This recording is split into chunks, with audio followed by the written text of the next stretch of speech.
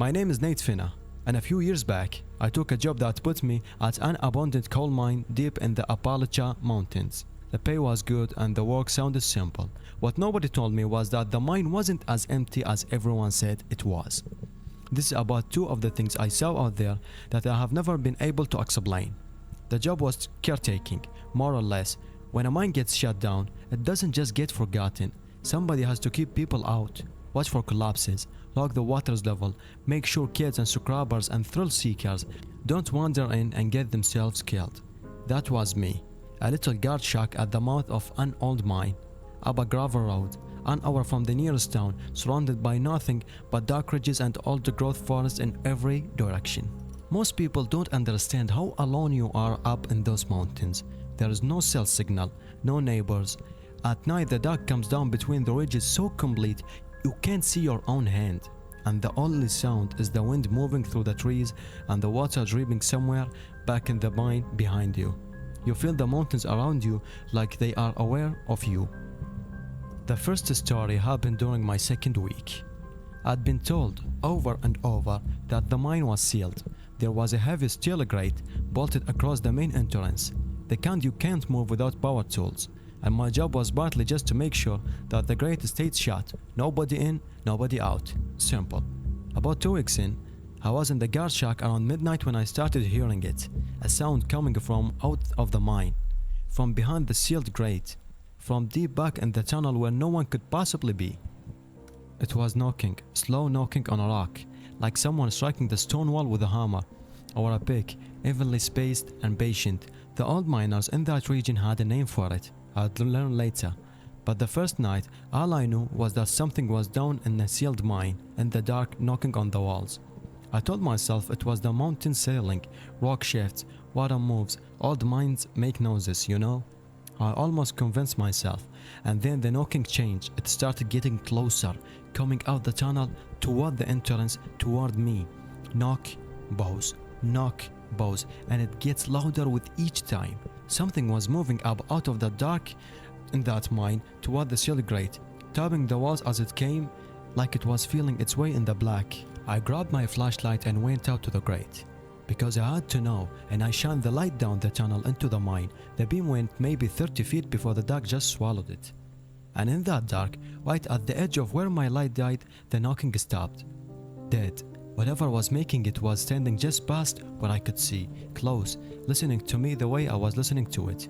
And then, from that dark, something knocked once on the rock, right at the edge of my light, close enough now that I heard the grit fall from the wall where it struck.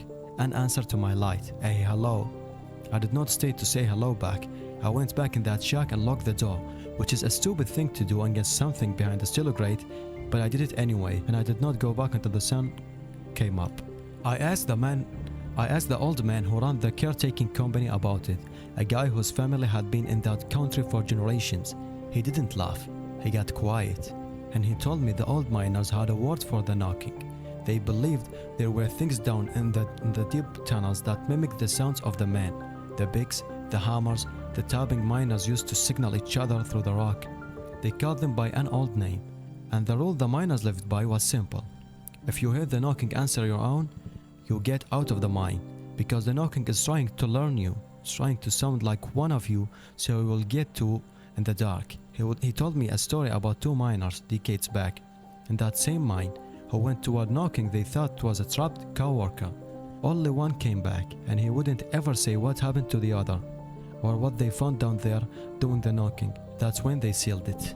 The second story is the one that still gets to me, because the knocking, at least, stayed behind the grate. This one didn't. It was maybe 2 months in, late fall, cold, a heavy fog that has settled down between ridges the way it does up there, thick enough that my floodlight over the mine entrance was just a smear of white in the dark.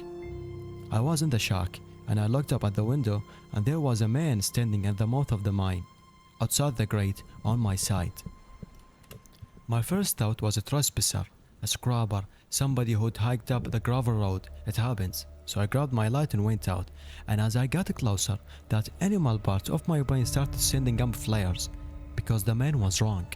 He dressed like an old miner, canvas and leather, filthy, A soft cab with a lamp on the front, the kind of lamp that burns oil, the kind nobody's used in 70 or 80 years.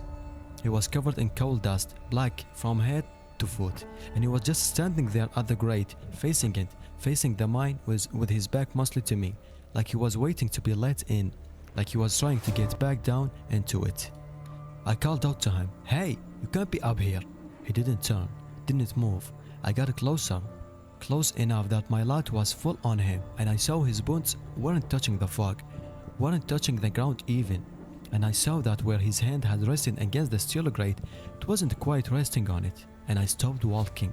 He turned his head, just his head, slowly, all the way around toward me, further than a neck should go.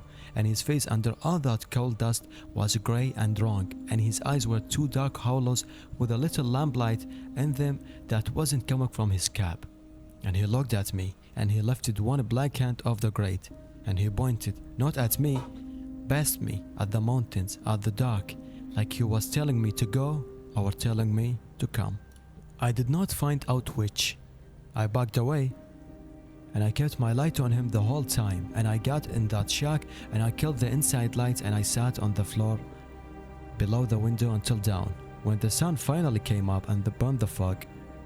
The mouth of the mine was empty, no man, no tracks in the mud, nothing. I told the old caretaker about that one too, expecting him to finally tell me I'd cracked. He didn't. He asked me one question. He asked if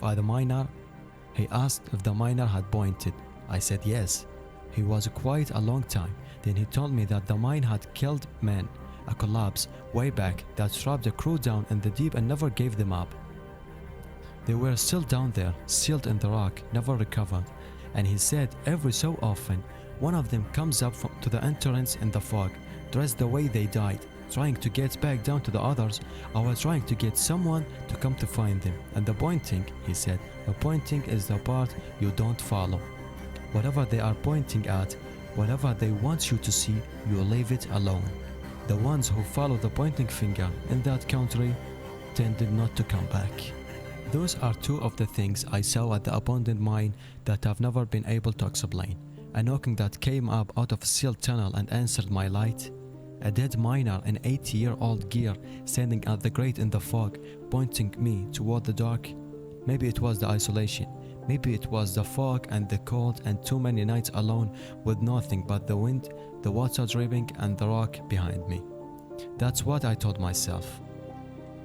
But the old man who'd known that country his whole life never laughed at a single thing I told him. He got quiet every time, and he told me that the rules the miners had lived and died by. Don't answer the knocking, don't follow the pointing, don't go into the dark after anything that wants you to. I finished my time up there and I left, and I never went back, but some nights I still hear that knocking in my sleep, coming up slow out of the deep, and I'm just grateful every time that I never once went down to answer it. These were my stories, and thank you very much. If you can subscribe and hit the like button, it would really support me.